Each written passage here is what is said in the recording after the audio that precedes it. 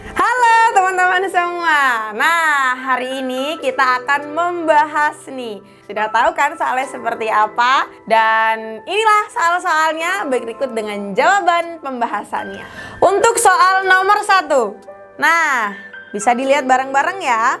Lili, Della, dan Teresa akan mengikuti les biola di tempat yang sama. Jadwal tes Lili adalah 3 hari. Della adalah 4 hari dan Teresa adalah 2 hari sekali. Jika mereka pertama kali les piano secara bersamaan pada tanggal 7 Januari 2021, maka kapan mereka akan les piano secara bersamaan untuk kelima kalinya? Jadi ini kita tulis dulu ya. Diketahui ada Lili, ada Della, dan juga ada Teresa. Lili ini 3 hari sekali, Della ini 4 hari sekali, dan Teresa ini 2 hari sekali. Kemudian ada juga yang diketahui 7 Januari 2021 mereka bareng. Nah, artinya berapa kali kalau mereka itu sudah 5 kali bersamaan? Berapa kali nih gitu. Nah, kalau ada soal seperti ini yang harus teman-teman tahu, pertama itu adalah tentang berapa harinya nih mereka akan bersama-sama untuk kelima kali. Ini pertama pertanyaannya. Yang kedua yang harus teman-teman tahu adalah bulan dan juga tahunnya. Kenapa? Karena kalau bulan itu jumlah harinya itu sama terus nggak apa-apa. Tapi Februari itu di tahun-tahun tertentu itu ada yang 28, ada yang 29 hari. Jadi teman-teman perlu tahu apakah di tahun 2021 ini Februari itu 28 hari atau 29 hari. Dan di tahun 2021 Februari itu 28 hari, jadi bukan 29 hari. Tuh, langkah pertama untuk menjawabnya itu adalah kita lihat dulu nih hari keberapa mereka akan bertemu kelima kalinya. Jadi untuk menjawab itu teman-teman bisa menjawabnya menggunakan KPK atau kelipatan persekutuan terkecil. Tuh, dari angka berapa? Angka 3, angka 4, dan juga angka 2. Angka 3 ini KPK-nya itu 3, 1. Angka 4 KPK-nya adalah 2. 4 bagi 2, 2. 2 dibagi 2 sama dengan 1. Selesai kan? 2 itu adalah 2, 1. Nah, kita pindahan ke sini ya. 3 sama dengan 3 dikali 1. 4 sama dengan 2 pangkat 2 dikali 1. 2 sama dengan 2 dikali 1. Nah, untuk mendapatkan KPK, maka rumusnya adalah angka paling besar yaitu 3. Kemudian angka 2, kalau ada 2 angka 2 seperti ini, maka yang diambil adalah yang pangkatnya paling tinggi. Kemudian 1. Nah, berarti 3 dikali 2 pangkat 2 dikali 1 sama dengan 3 kali 4, 12.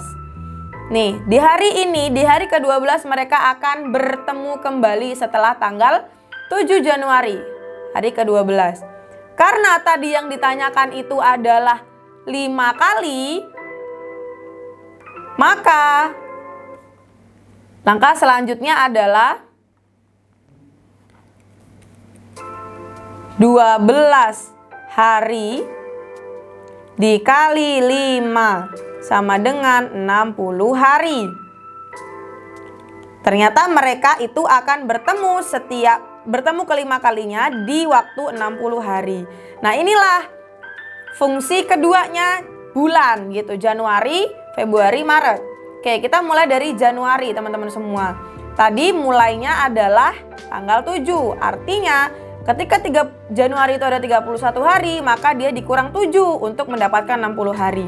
Berapa? Berarti 24 hari. Sisanya di bulan Januari.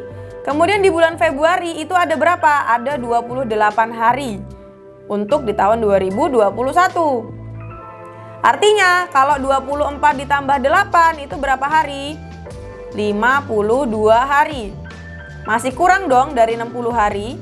Nah, berarti masuknya ke Maret. Nah, Berarti sisanya berapa kalau 60? 60 dikurang 52 sama dengan 8. Artinya mereka akan bertemu lagi di tanggal 8 Maret 2021, pertemuan kelimanya. Jawabannya itu ada di paling akhir. Kalau dihurufkan itu jawabannya adalah E, teman-teman semuanya. Jadi ini nih rumus simple ketika ada soal yang berbentuk seperti ini. Pertama, teman-teman harus tahu bagaimana cara menghitung hari, hitung harinya. Kemudian hal kedua adalah teman-teman harus tahu bulan dan tahunnya. Selesai. Kita selesai nih di soal yang pertama, teman-teman semuanya. Selanjutnya adalah soal yang kedua. Soal yang kedua itu adalah terdapat 10 orang yang lulus seleksi pada suatu perusahaan. Namun kebutuhan tenaga kerjanya sebanyak 4 orang. Tentukan berapa banyak cara yang dilakukan perusahaan dalam memilih 4 orang dari 10 orang yang lulus seleksi. Kalau teman-teman ketemu soal yang seperti ini, artinya cara mengerjakannya itu adalah dengan kombinasi. Kombinasi di sini. Angka yang akan dipilih itu berapa, kemudian angka semuanya itu berapa? 4 dari 10. Maka pengerjaannya adalah begini. Nah, teman-teman bisa lihat ya, pengerjaannya adalah begini. Oke, nah kenapa bisa begini? 10 ini diambil dari sini teman-teman semuanya, 10 faktorial. Kemudian ini ada 10 dikurang 4 faktorial. 4 ini dari sini, 10 dari sini. Dan ini ada 4 faktorial di sini. Artinya rumusnya adalah kalau ini diibaratkan seperti A dan B, maka sebenarnya adalah A faktorial per B min A faktorial dikali B faktorial. Sorry, ini A faktorial, ini B. Ya, sip. Gitu. Jadi ini ya teman-teman semuanya. Jadi B faktorial, ya B dikurang A, tutup kurung, faktorial, terus ini A faktorial. Nah, jadilah rumus di atas. Begitu teman-teman semuanya. Nih ya, jangan lupa rumus ini. Boleh di capture, boleh dilihat kembali gitu. Ini rumusnya teman-teman semua. Dan harus teman-teman paham. Gak hanya hafal tapi paham. Kemudian kita operasikan ya. Teman-teman sudah tahu ya faktorial itu seperti apa. Jadi 10 dikali 9 dikali 8 dikali 7 dikali 6. Kita berhenti dulu di sini. Kenapa? Kenapa 6 faktorial berhenti? Karena di sini 10 dikurang 4 itu 6 faktorial. Makanya berhenti di 6 faktorial. Nah, ini 4, 3, 2, 1. Karena kalau faktorial itu berarti kan 4 dikali 3 kali 2 kali 1. Nah, ini kenapa berhenti di 6? Karena bisa dicoret. 8 ini bisa 4 kali 2, selesai. 9 ini kalau dibagi 3 sama dengan 3. Jadi 10 dikali 3 dikali 7 sama dengan 210. Jas. Nah, jadi ada 210 cara untuk menentukan 4 orang dari 10 orang yang lulus seleksi. Suatu himpunan memiliki anggota semua bilangan prima yang kurang dari 40. Artinya diketahui pertamanya itu adalah bilangan prima kurang dari 40. Kemudian pertanyaannya adalah berapakah jangkauan dari himpunan bilangan tersebut? Yang ditanya adalah jangkauan. Nah, kalau ketemu soal seperti ini, artinya fokus dulu ke pertanyaannya. Apa yang diminta? Jangkauan. Jangkauan ini, itu rumusnya apa? Jangkauan itu rumusnya adalah nilai tertinggi. Sorry. Nilai tertinggi dikurang nilai terendah. Nah, berarti karena kita mau nyari nilai tertinggi dan nilai terendah, artinya kita masuk ke bilangan primanya.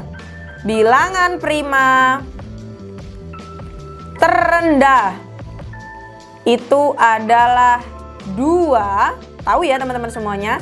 Tertinggi kalau maksimal 40 berapa? Kita lihat. Kalau dia 39, maka 39 itu masih bisa dibagi 3 dan masih banyak lagi. Artinya 39 bukan bilangan prima. 38 itu bilangan genap. Kalau dia dibagi 2 masih ada turunannya. Berarti bukan.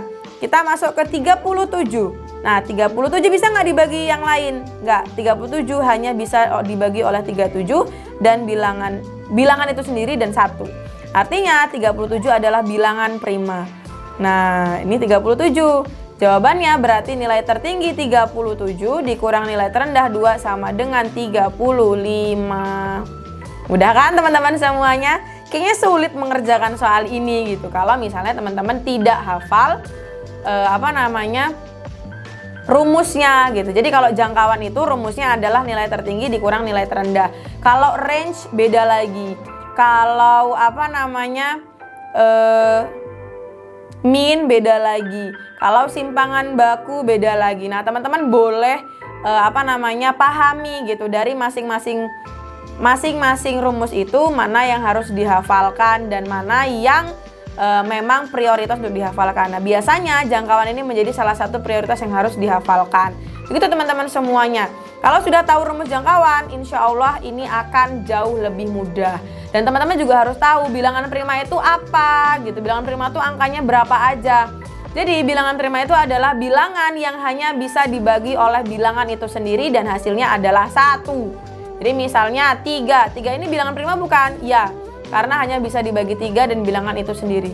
5 bilangan prima bukan? Ya, 5 adalah bilangan prima karena hanya bisa dibagi 5 dan hasilnya adalah 1. Kemudian 8 bilangan prima bukan?